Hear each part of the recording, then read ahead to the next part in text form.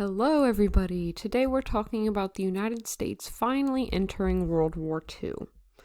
All right, objective question for today. What event caused the U.S. to finally join World War II? All right, so at this point, the United States is still technically neutral. We have not gotten involved. To refresh ourselves, right, we have the Allied powers. We have England and we have France. And we have the aggressive nations, the aggressors, the dictators. We've got Adolf Hitler leading Germany. We have Mussolini leading Italy. We also have a prime minister named Tojo, who's the leader currently of Japan. And so we've got a lot of stuff going on. We also have a non-aggression pact signed between Hitler and the leader of the USSR, a man named Joseph Stalin at this point.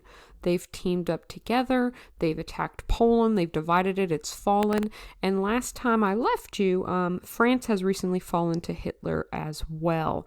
So there's a lot of crazy stuff going down, but the United States is still technically neutral. We passed the Neutrality Acts that say we're not going to sell any war materials to anyone who's at this point at war.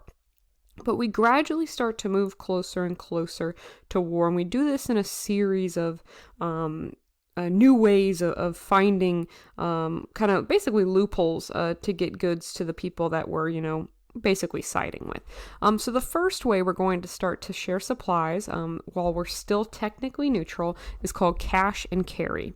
The United States is going to say, listen, England, World War I, remember how we lent you all that stuff? You were never able to pay us back, and then we entered the Great Depression. So cash and carry is literally our solution to not wanting to lend, especially England, any war materials. It's literally, if you have the cash, we will sell it to you now. We're not lending you anything. So cash and carry is the process that the United Kingdom uses to purchase goods from us. Well, eventually they run out of those. They run out of money. And so they say, listen, we can't cash and carry because we don't have any more cash, but we do have a lot of naval bases all over the world, England says. And you guys, America, have a lot of destroyers, those large warships. England says, why don't we trade your destroyers for our bases? And the United States says, okay. And we start to trade our large naval destroyer ships for land bases throughout the world. Some in Trinidad, for example. We get a lot of bases in this manner. And then the third one, and this is kind of, a gradual, increasing amount of wartime, right? We have lend-lease, and lend-lease is basically us going back to the old school model of literally just lending and leasing out these war materials because England runs out of money, they run out of bases that we're interested in, and at this point, they're literally just borrowing stuff again. This was an issue in World War I. This is controversial, but it does pass.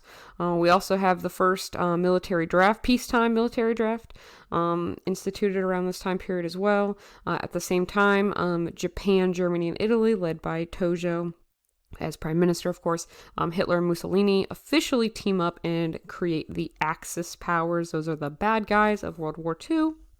And then at the same exact time, FDR is basically making an appeal to the American people and saying, listen, I've done my best to get us through the Great Depression. I've done my best to kind of, navigate these sketchy waters. And now is not the time to change presidents. So even though my second term is about to end, I want you to elect me for a third. And he is the one and only president to serve more than 2 terms. At this point, there's no constitutional amendment preventing that. And FDR is elected to a third presidential term in 1940.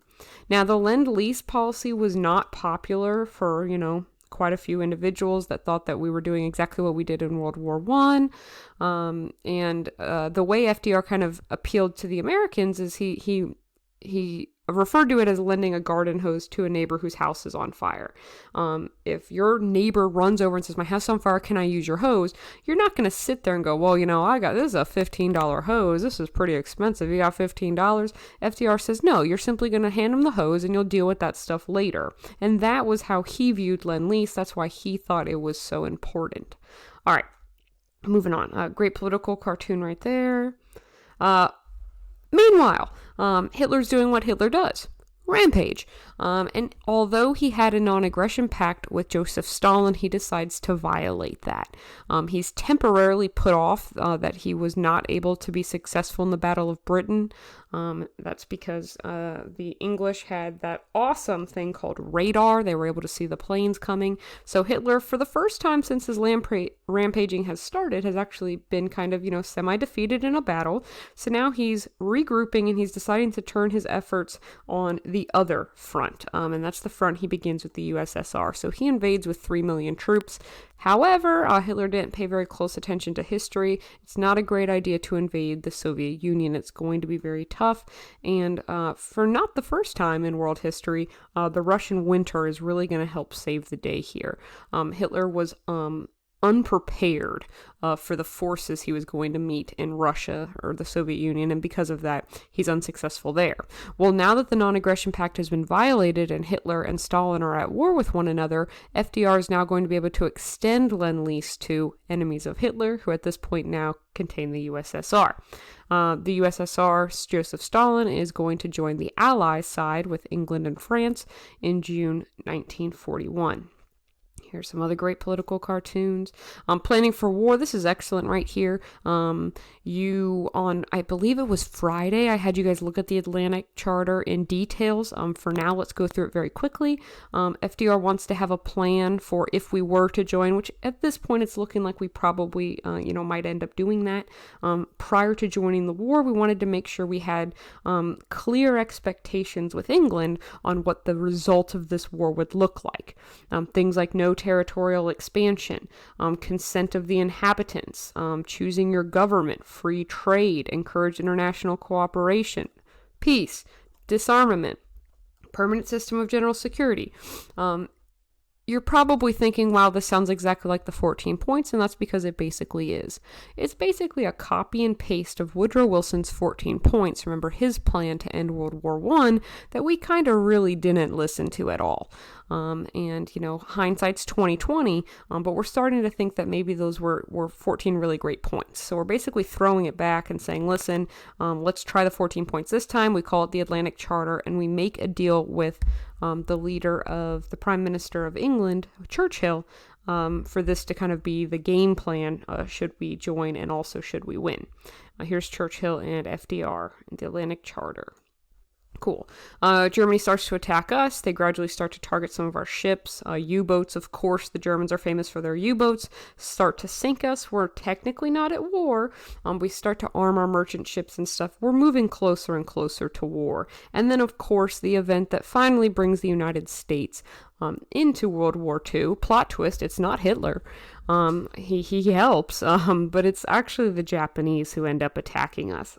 When we talk about Pearl Harbor, my number one question is, why did the Japanese attack us? Like, it seems so random. We're having issues with some leaders over in Europe, and then all of a sudden, Japan from the other side of the world flies over and attacks us. Why? And this is going to be a very, very, very generalized summary, right? To put it as quickly as possible, here we go, and you can have all that on your screen, but just listen to this. Japan wanted to dominate all of the Pacific. And at this point, the European powers that have controlled a lot of the Pacific are now, tied up with Hitler, and they're distracted, and Japan's been easily able to take off all those little tiny areas and absorb them into the Japanese Empire.